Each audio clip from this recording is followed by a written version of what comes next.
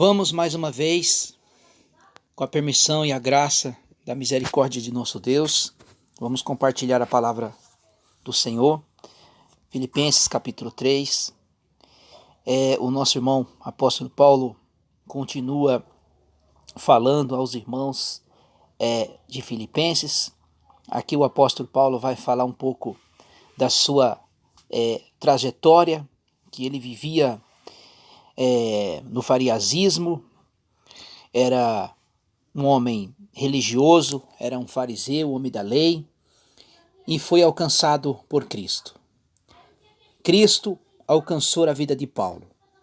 Então Paulo, ele vai falar da alegria cristã.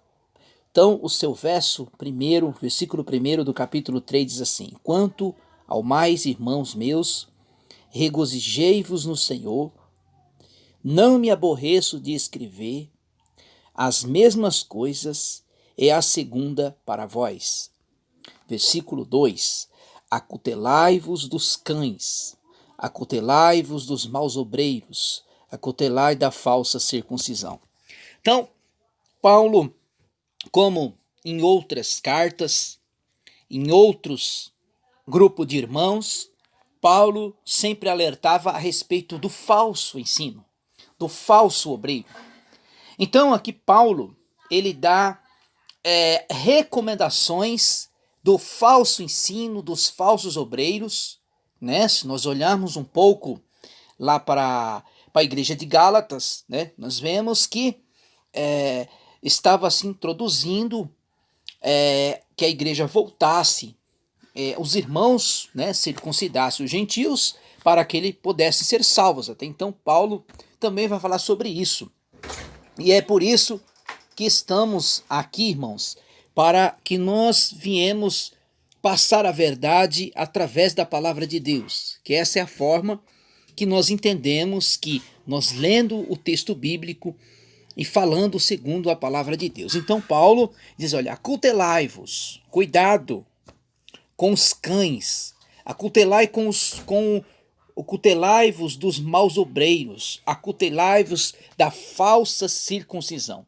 Então, quando Paulo fala aqui da falsa circuncisão, claro que dentro do cristianismo, depois que Cristo morreu no Calvário, não existe mais o ato da circuncisão, de cortar o prepúcio. Agora, a circuncisão, ela é feita no nosso coração pelo Espírito Santo. Então, esta é viver a voltar às práticas da lei.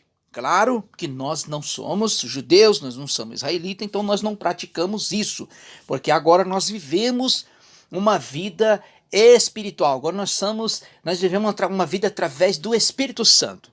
Então, olha o versículo 3. Porque a circuncisão somos nós que servimos a Deus em espírito, e nos gloriamos em Cristo Jesus e não confiamos na carne. Então, como eu falei, Paulo, ele está falando agora, a circuncisão agora, ela é feita pelo Espírito Santo. Então agora nós servimos a Deus em espírito. É igual o Senhor Jesus disse, olha, Jesus disse para aquela samaritana, vem a hora, e esta hora chegou, que os verdadeiros adoradores adorarão o Pai em espírito e em verdade. Versículo 4. Ainda eu também pudesse confiar na carne, se algum outro pensa que pode confiar na carne, eu ainda mais. Versículo 5. Circuncidando-se ao 8º dia, da linhagem de Israel, da tribo de Benjamim, de hebreus, segundo a lei do fariseu. Então aqui Paulo agora, ele vai começar a falar dele, né? Porque isso era lei, era na lei, começou lá em Abraão, apesar que em Abraão não existia lei, né? A lei depois de Êxodo 20 era a questão da circuncisão, foi o pacto que Deus fez com Abraão, se foi aprimorada na lei, então todos que nascia entre o povo de Israel ao 8º dia, ele tinha que ser circuncidado, assim também como Jesus também foi. Aí Paulo continua falando dele mesmo. Aí vai lá, segundo o zelo, perseguidor da igreja, segundo a justiça que não há na lei irrepreensível. Então, Paulo foi perseguidor dos cristãos, da igreja primitiva até então, que o Senhor alcançou a vida de Paulo. Versículo 7. Que, porém, para mim era lucro, considerai a perda por causa de Cristo. Verso 8. Em verdade, considero também por perda de todas as coisas, pela excelência do conhecimento de Cristo Jesus, o meu Senhor, a quem sofri a perda de todas estas coisas, e as considero como um refúgio que possa ganhar a Cristo. Então, Paulo está dizendo aqui a respeito daquilo que ele perdeu. Quer dizer, o que ele perdeu? Ele largou tudo para servir a Cristo e servir o evangelho de Jesus, pregar a Cristo. Ele deixou o fariasismo, deixou tudo por causa de Cristo. Verso 9. A ser achado nele, e tenho justiça própria, a quem vem da lei, mas quem pela fé em Cristo saber, a justiça vem de Deus pela fé. Verso 10. Desejo conhecer Cristo, o poder da sua ressurreição, e a comunhão e o sofrimento, conformando-me com ele na sua morte. Versículo 11. Para ver se de alguma maneira posso chegar à ressurreição entre os mortos. Então Paulo aqui, ele tinha uma convicção da sua salvação, né? Ele sabendo, da mesma forma que aconteceu com Cristo, Paulo vai dizer isso lá em 1 Coríntios capítulo 15, a respeito da ressurreição dos mortos, que Cristo é as primícias, né? Sabendo que quando Cristo vir, aqueles que morreram em Cristo ressuscitarão e receberão um corpo glorificado. Então Paulo aqui já estava pensando, né, na ressurreição, aquilo que todos os que morreram em Cristo, né, e tanto aos vivos também terão seus corpos glorificados. Versículo 12. Não que seja alcançado ou seja perfeito, mas prossigo para alcançar aquilo que foi alcançado por Cristo. Olha que coisa maravilhosa, irmãos. Nós fomos salvos, o Senhor nos salvou. Foi por mérito nosso? Não foi por mérito nosso, foi por mérito do Senhor. Nós fomos alcançados por Cristo, né? Aí Paulo vai olha, mas eu prossigo para alcançar aquilo que foi alcançado por Cristo. Quer dizer, o sacrifício de nosso Senhor Jesus, ele foi um sacrifício perfeito.